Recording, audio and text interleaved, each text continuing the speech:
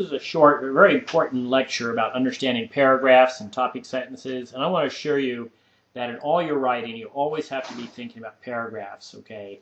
And I want you to know that I'll always be assessing you on your paragraphs. It's the very first thing I look for is good paragraphs. Stephen King likes to say that the paragraph is absolutely the basic unit of writing. That's where all writing begins. He puts it this way: I would argue that the paragraph, not the sentence, is the basic unit of writing, the place where coherence begins and words stand a chance of becoming more than mere words. Stephen King is one of my favorite writers.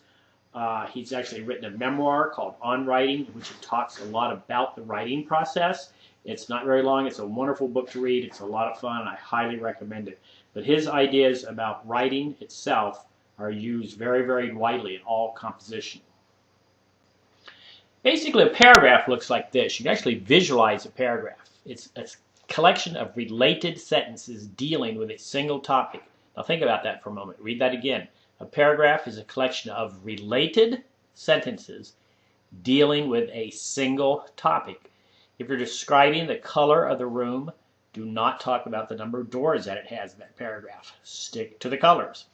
Okay, so basically, if you look at this diagram, you'll see at the top, the paragraph starts off with a topic sentence, and usually it has a transitional element or hook that helps it relate to the previous paragraph. Then in the middle, you have the body sentences, and these body sentences, they develop the paragraph. They're the examples, they're the illustrations, they're the evidence, and then you usually at the end have a sentence that kind of summarizes the paragraph.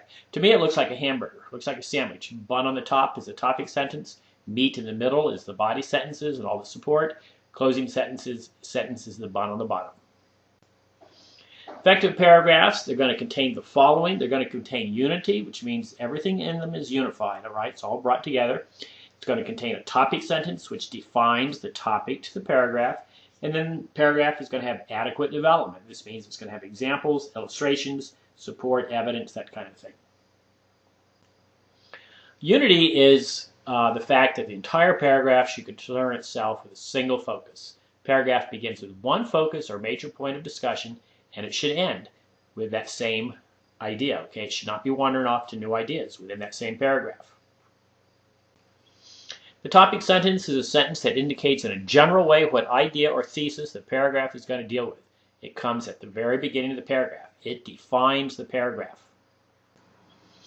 Topic sentence needs to be clear. It needs to be very specific. It needs to have details in it. It needs to be well focused. It needs to clearly tell the reader what the paragraph is going to be about. This diagram shows that. Kind of gives you the reason that you're writing, kind of helps create a topic sentence. Stick to the topic. It's your controlling idea. Here's kind of a formula that I think you could write by when you think about paragraphs. A topic sentence equals a limited topic plus a specific feeling or thought or assertion about that topic. So for example, the fear that Americans feel, okay, that's a limited topic, we're talking about fear, comes partly from the uncertainty related to this attack. This is a 9/11 sentence. And this attack brings it specific to that particular fear, okay? So the topic sentence has specifics in it. Paragraph development, back to the sandwich. You use examples and illustrations in the middle of the paragraph. You can cite some data, some facts, some statistics, some evidence. You can examine expert testimony, what other people have said about this same subject. You use some quotes, some paraphrases from other people to show the reader that you know exactly what you're talking about, to thoroughly illustrate what you're talking about here. You can use an anecdote, you can use a story from your own life to illustrate what you're saying, and then you can also define the terms of the paragraph, okay? Sometimes you just give some definitions of what it is you're talking about. Paragraph development, you can compare and contrast within the paragraph. You can say, eating at Red Lobster is different than eating at Applebee's because of these reasons. Or you can evaluate causes and reasons. You can talk about effects and consequences. You can analyze the topic. That means you break it up into its component parts. You can describe the topic in more detail, or you can unfold the topic. But in any event, paragraph sticks to a single topic and then has details about that topic. It's also very, very important that you maintain your own voice in all your writing, and you do this by always, always, always having your topic sentence be in your own words, in your own voice. Never start a paragraph with a quote.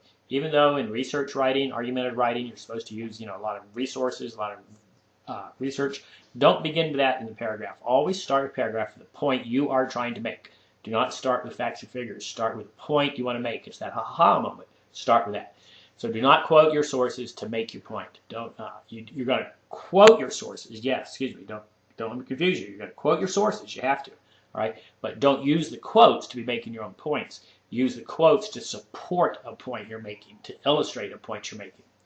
And then use your sources only to support your points, not to make them. Don't use other people's writing to create your own writing. Don't do that.